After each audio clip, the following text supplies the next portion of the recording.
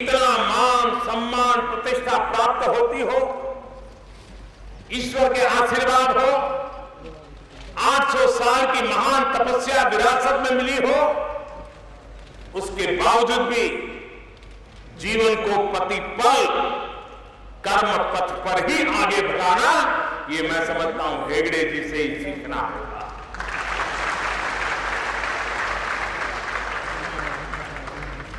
चाहे विषय योग का हो, शिक्षा का हो, स्वास्थ्य का हो, ग्रामीण विकास का हो, गरीबों के कल्याण का हो, भावी पीढ़ी के उत्थान के लिए योजनाओं का हो।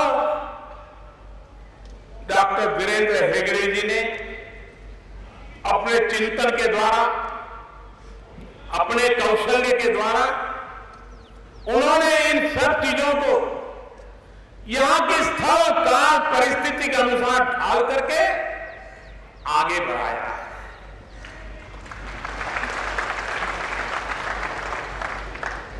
और मुझे इस बात को कहने में संकोच नहीं है, कई राज्यों में और देश में भी स्किल डेवलपमेंट को लेकर के जितने काम चल रहे हैं, उसके तौर तरीके, काम की पद्धति क्या हो, किस प्रकार से किया जाए, उसकी बहुत सारा मॉडल डॉक्टर वीरेंद्र हेगड़े जी ने यहां जो प्रयोग किए हैं, उसी से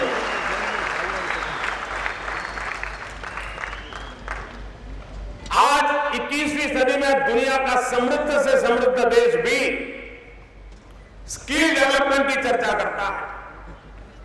स्किल डेवलपमेंट प्राइम सेक्टर के रूप में माना जाता है।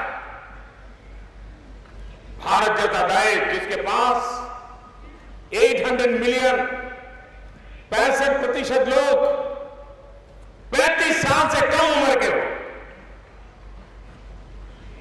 डेमोग्राफिक डिवीजन का हम गर्व करते हो, उस देश में स्किल डेवलपमेंट वो भी सिर्फ पेट पूजा के खातिर नहीं, भारत के भव्य सपनों को साकार करने के लिए अपने कौशल्य को बढ़ाना। मैं आपको हृदय से बधाई देता हूं कि आपने भावी भारत के बीज बोने का एक उत्तम प्रयास, digital India, less cash society, उस तरफ देश को ले जाने के लिए अब उस क्षेत्र के लोगों को स्पर्श किया है जिन तक शायद सरकार या बैंकिंग सिस्टम को जाते जाते पता नहीं कितने दशक लग जाते हैं, लेकिन आपने नीचे से व्यवस्था को शुरू किया है और आज उसको करके दिखाया है। मैं उन शेर भरे दूध की बहनों को भी बधाई देता हूं, डॉक्टर वीरेंद्र हेगड़े जी को बधाई देता हूं कि आज उन्होंने देश के लिए उपयोगी एक बहुत बड़े अभियान को प्रारंभ किया है। अब वक्त बदल चुका है और ये जो करेंसी है, जो नगद है, हर युग में बदलती रही है। कभी पत्थर के सिक्के हुआ करते थे, कभी चमड़े के सिक्के हुआ करते थे, कभी सोने चांदी के हुआ करते थे, कभी हीरे जवाहरात के रूप में हुआ करते थे, कभी कागज के भी आए, कभी प्लास्टिक के आए, बदलता गया है, समय रहते बदल गया है। अब वो डिजिटल करेंसी का युग प्रारंभ हो चुका है। भारत ने देर नहीं करी और मैंने देखा है कि ज्यादा नगद सामाजिक बुराइयों को खींच करके ले आती है।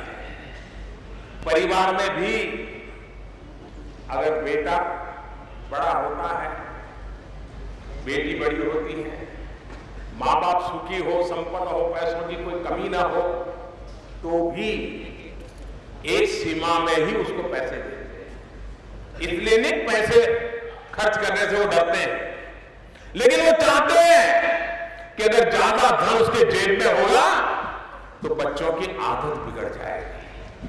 और इसलिए थोड़ा थोड़ा देते और पूछते रहते भाई क्या किया, ठीक खर्चा किया कि नहीं किया। जो परिवार में संतानों की चिंता करने वाले माँ बाप हैं वो एक भली भांति जानते हैं कि अगर जेब में पैसे, अगर इन चीजों को हम लेके चलते हैं तो मुझे विश्वास है कि हम एक बहुत बड़ा बदलाव ला सकते हैं। जब मैं डिजिटल इंडिया की बात कर रहा था, भारत सरकार ने एक नया अभी इनिशिएटिव लिया है, जेम, GEM। ये एक ऐसी व्यवस्था है जो खास करके हमारे जो विमेन सेल्फ हेल्प ग्रुप है उनको मैं निमंत्रण देता हूं। जो भी कोई उत्पादन करता है, जो अपनी प्रोडक्ट बेचना चाहता है, वो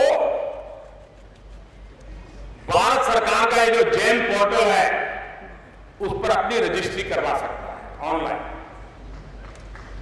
और भारत सरकार को जिन चीजों की जरूरत है, राज्य सरकारों को जिन चीजों की जरूरत है, वे भी उस पर लिख जाते हैं, कहते हैं भाई हमें इतनी चेयर चाहिए, इतने टेबल चाहिए, इतने ग्लास चाहिए, इतने रेफ्रिजरेटर चाहिए, जो भी उनकी आवश्यकता है वो उस पर डालते हैं।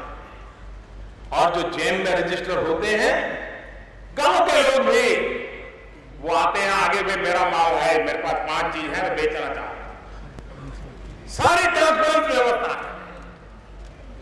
पिछले साल मैंने 9 अगस्त को इसको प्रारंभ किया था, नई चीज थी, लेकिन देखते ही देखते देश की करीब 40,000 ऐसे उत्पादन करने वाले लोग उस जेम के साथ जुड़ गए। देश के 15 राज्य उन्होंने एमओयू कर लिया और हजारों करोड़ रुपए का कारोबार सरकार जो खरीदना होता है वो जेम के माध्यम से आता है, टेंडर नहीं होता है,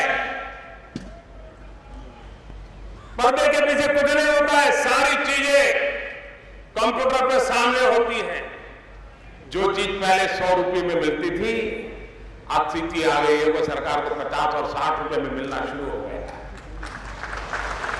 सिलेक्शन के लिए स्कोप मिलता है और पहले बड़े बड़े लोग सप्लाई करते थे, आज गांव का एक गरीब व्यक्ति भी कुछ चीज बढ़ाता है, वो भी सरकार को सप्लाई कर सकता है। ये सखी, ये हमारे जो विमेन सेल्फ हेल्प ग्रुप है वो अपनी प्रोडक्ट उसमें बेच सकते हैं। मैं उनको निमंत्रण देता हूं, आप खुले मन से कर सकते हैं और आप देखिए उस जमीन इतनी बदल जाएगी, उत्पादन इतना बढ़ जाएगा। कभी सूखे की स्थिति में भी हमारा किसान कभी परेशान नहीं होगा। तो धरती माता की रक्षा के अनेक हमारे प्रकल्प है, उन सबको लेकर के चलेंगे। मैं फिर एक बार आज इस स्थान पर आया, डॉक्टर वीरेंद्र जी के मुझे आशीर्वाद मिले, मंजुनाथेश्वर के आशीर्वाद मिले, एक नई प्रेरणा मिली, नया उत्साह मिला। अगर इस इलाके की सामान्य पढ़ी लिखी माताएं बहनें, 12 लाख बहनें अगर कैशलेस के लिए आगे आती है तो मैं इस पूरे जिले से आह्वान करूंगा, हम उन बहनों से पीछे नहीं रहना चाहिए। उन विमेन सेल्फ हेल्प, हम भी भीम ऐप का उपयोग करना सीखे, हम भी कैशलेस ट्रांजेक्शन को सीखे। आप देखिए देश में ईमानदारी का युग प्रारंभ हुआ है। ईमानदारी को जितनी हम ताकत देंगे, बेईमानी की संख्या कम होना बहुत स्वाभाविक हो जाएगा। कोई वक्त है जब बेईमानी को ताकत मिली थी, अब वक्त है ईमानदारी को ताकत मिलेगी। और यही ताकत है, अगर हम दिया जलाएंगे तो अंधियारा का जाना तय होता है। अगर हम ईमानदारी को ताकत देंगे तो बेईमानी का हटना तय होता है। उसी एक संकल्प के साथ आगे बढ़े। मेरी आप सबको बहुत बहुत शुभकामनाएं। डॉक्टर वीरेंद्र हेगड़े जी को मेरी बहुत शुभकामनाएं और उनको मैं प्रणाम करता हूं। 50 वर्ष के सुदीर्घ काल, आने वाले 50 साल तक वो देश को, इस क्षेत्र को उतनी ही सेवा करते रहे। बहुत बहुत धन्यवाद।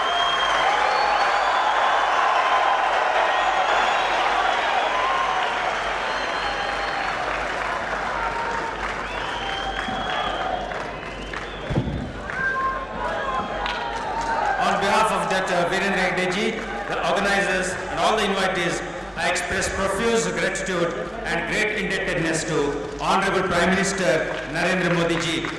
Our thanks are due to Dr. D. Virendra Hegde ji for making this great event possible. I thank all the dignitaries, invitees, all the officials and staff of government machinery and members of the media for making this program a successful one. Thank you one and all.